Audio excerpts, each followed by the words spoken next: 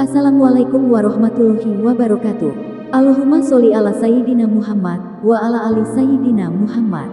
Pemirsa yang dirahmati Allah, marilah kita simak ceramah dari Buya Ar-Razi Hashim dengan tema Martabat 7. Sebelumnya marilah kita perbanyak sholawat minimal 1000 kali sehari, agar hidup kita penuh barokah dan mendapatkan syafaat kelak.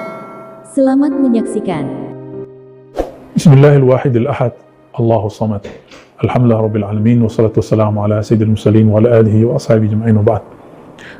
Sahabat-sahabat dimulakan Allah, ada satu kajian yang menjadi kajian khas para peminat ilmu ma'rifatullah, ilmu mengenal Allah Subhanahu wa Ta'ala dari sisi yang lain, bukan dari sisi ilmu akidah versi kalamiyah, akidah Asy'ari atau versi Salafi. Di luar ini kemudian disebut dengan Al-Maratib As-Sab'ah, martabat yang 7. Istilah martabat 7 awal-awal dulu dibawa oleh murid-murid dari Imam Al-Qushashi, murid-murid dari Imam Al-Qurani, seperti Syekh Abdul Rauf As-Sinkili. Kemudian di zaman berikutnya dibawa oleh murid Syekh Muhammad bin Abdul Karim Samman, yaitu Syekh Abdul Samad Al-Falimbani, yang konon beliau lama di Mekah dan Madinah, orang Palembang, lalu kuburannya belakangan ditemui di Thailand. Begitu juga kalau kita cek sampai ke daerah Riau, Sumatera, Minangkabau, sampai ke Banten, dan yang mengagetkan di daerah Banjar, Sulawesi, Makassar itu, bagian agak ke atas Gorontalo, Manado. Yang lebih mengagetkan lagi, di Kesultanan Buton, di Keraton Buton, ini menjadi salah satu filosofi, bahkan boleh disebut falsafah daulah, falsafah kesultanan. Jadi mereka falsafahnya adalah martabat 7. Dan ini paling maju. Sahabat saya ada yang sedang mengkaji tentang itu untuk doktoral S3-nya.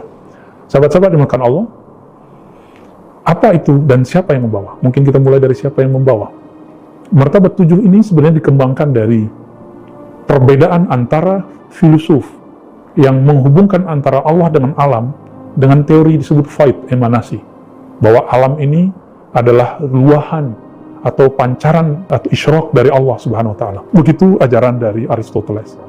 Supaya berbeda dengan filosof Masya'iyah peripatetik ini, kemudian ahli kalam menemukan di Quran bahwa hubungan alam dengan Allah adalah penciptaan, hubungan takhliq, khalqiyah.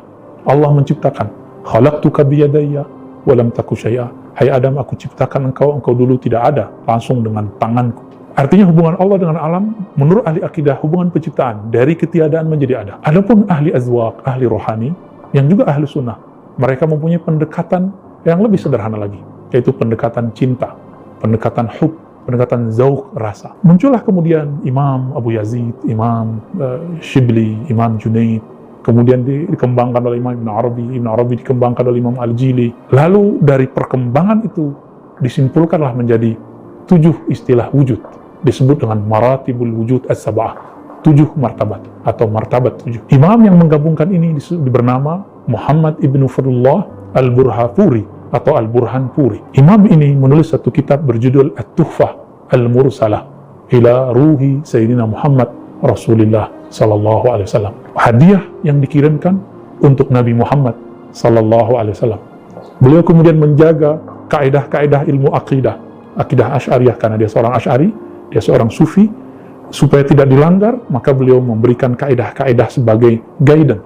Tapi beliau menyebutkan hubungan kita dengan Allah dengan hubungan wujudiyah ini, bahwa Allah Tabaraka wa Ta'ala awalnya dengan keesaan kesendiriannya disebutkan dalam surat Al-Ikhlas, Qul huwallahu ahad, dialah Allah yang ahad.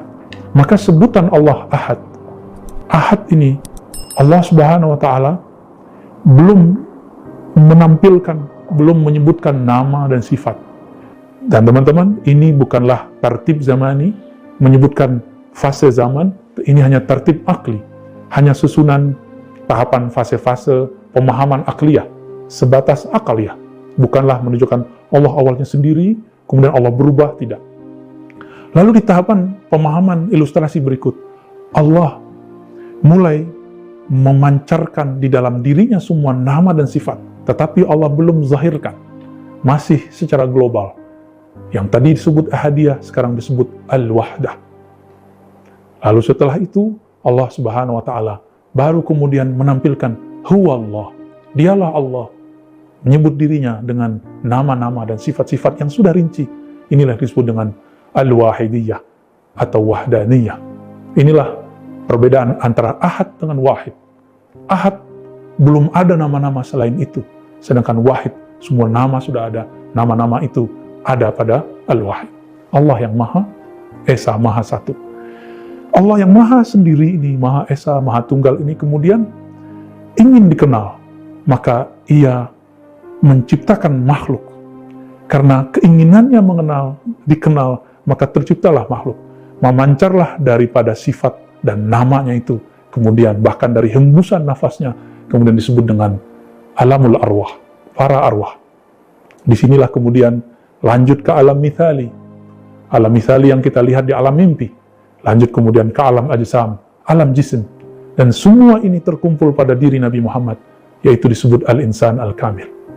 Makhluk yang sangat sempurna. Jadi yang bisa memahami nama-nama Allah, sifat-sifat Allah, dan hubungan semua ini, itu hanyalah al-insan al-kamil. Begitulah kata Imam Muhammad ibn Fathullah al-Burhapuri.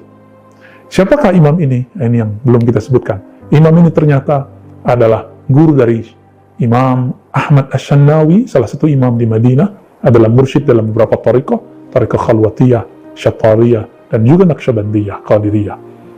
Beliau ini kemudian punya murid namanya Shannawi, Ahmad Shannawi. Ahmad Shannawi kemudian punya murid namanya Al-Qushasi, Al-Qurani. Dari situlah turun ke Syekh Abdul Rauf As-Singkili, turun ke Burhanuddin di daerah Ulakan dan Abu Duhi, Pamijahan, dan beberapa ulama-ulama lain. Dari sinilah berkembang di Indonesia, khususnya di Nusantara juga, di daerah Patani, ada Syekh Daud Fatani juga mensyarah Martabat 7. Dan saya melihat di perpustakaan kawan-kawan kita di Malaysia, itu sudah diterjemah jadi bahasa Melayu. Ternyata itu terjemahan lama, yang juga pernah diterjemah oleh Syekh Abdul Samad, Syekh Abdul Rauf Singkili, Syekh Burhanuddin, dan semua ulama-ulama yang saya sebutkan tadi. Sahabat-sahabat makan Allah, tapi dari semua itu, Martabat 7 hanyalah sebuah metode untuk memahami hubungan hamba dengan Allah Sang Pencipta. Mungkin di luar itu ada metode-metode lain. Lebih kurang itulah Martabat 7 sekilas yang dapat kita